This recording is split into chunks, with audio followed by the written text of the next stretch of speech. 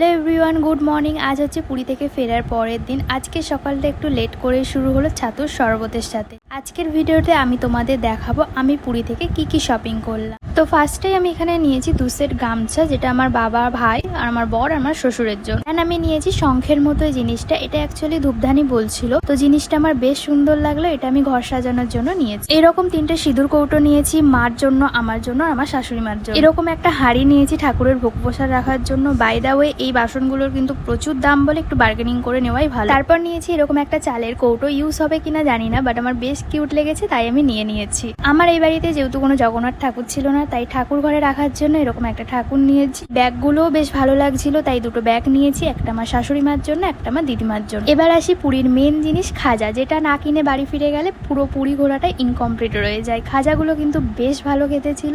আজকের মতো ভিডিওটা এতটুকুই। দেখা হচ্ছে তোমাদের সাথে নেক্সট ভিডিওতে। টাটা।